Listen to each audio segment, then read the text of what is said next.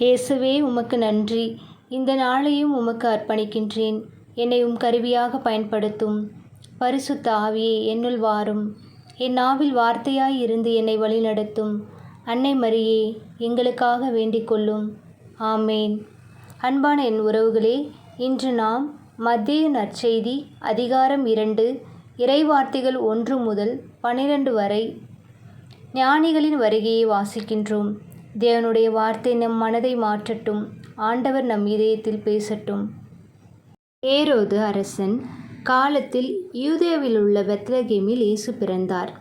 அப்போது கிழக்கில் இருந்து ஞானிகள் எருசலேமுக்கு வந்து, யூதர்களின் அரசராக பிறந்திருக்கிறவர் எங்கே? அவரது விண்மீன் எழக் கண்டோம். அவரை வணங்க வந்திருக்கிறோம் என்றார்கள். இதை கேட்டதும் ஏரோது அரசன் கலங்கினான்.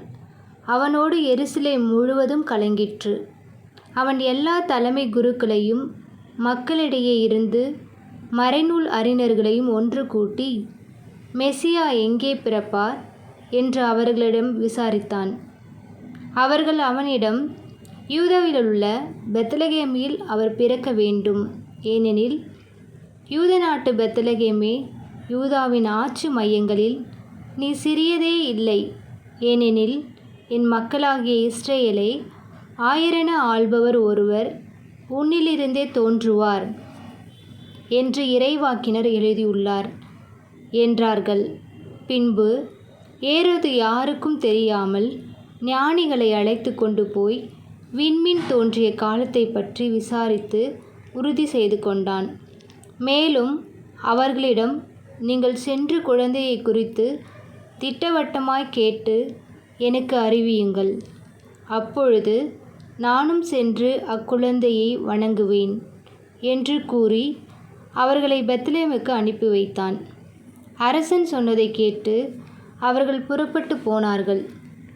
இதோ, முன்பு எழுந்த விண்மீன் தோன்றி குழந்தை இருந்த இடத்திற்கு மேல் வந்து நிற்கும் வரை அவர்களுக்கு முன்னே சென்று கொண்டிருந்தது. அங்கே நின்ற விண்மீனை கண்டதும் அவர்கள் மட்டில்லா பெருமகிழ்ச்சி அடைந்தார்கள். வீட்டிற்குள் அவர்கள் போய் குழந்தையை தாய் மரியா வைத்திருப்பதை கண்டார்கள். நெடுஞ்சாண்டுக்கிடையாய் விழுந்து குழந்தையை வணங்கினார்கள். தங்கள் பேழைகளை திறந்து பொன்னும் சாம்பிராணியும் வெள்ளைப்போளமும் காணிக்கையாக கொடுத்தார்கள். ஏரோதிடம் திரும்பி போக வேண்டாம் என்று கனவில் அவர்கள் எச்சரிக்கப்பட்டதால் வேறு வழியாக தங்கள் நாடு திரும்பினார்கள். இன்றைய பகுதியில் என் மனதில் நின்ற இறைவார்த்தை, முன்பு எழுந்த விண்மீன் அவர்களுக்கு முன்னே சென்று கொண்டிருந்தது. அன்பானவர்களே, விண்மீன் ஒளி தந்தது மட்டுமல்ல, அது வழிகாட்டியது. ஞானிகள் நட்சத்திரத்தை பார்த்தார்கள், ஆனால் அங்கே நின்று விடவில்லை. அவர்கள் நம்பினார்கள், அவர்கள் நடந்தார்கள். அதனால்தான் அவர்கள் இயேசுவை கண்டார்கள்.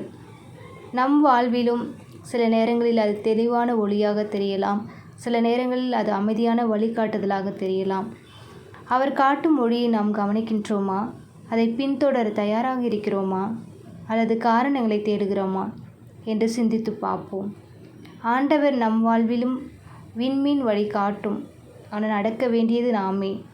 இன்று ஆண்டவர் காட்டும் ஒளியை உணர்ந்து அவரை நோக்கி செல்வோம். ஆமேன். இன்று உங்களை தொட்ட வசனம் ஏது? கமெண்டில் பகிருங்கள். தினம் ஒரு பகுதியை இறைவார்த்தை வாசிப்பில் இணைந்திருக்க சப்ஸ்கிரைப் செய்யுங்கள். ஆண்டவருக்கே புகழ். மரியே வாழ்க.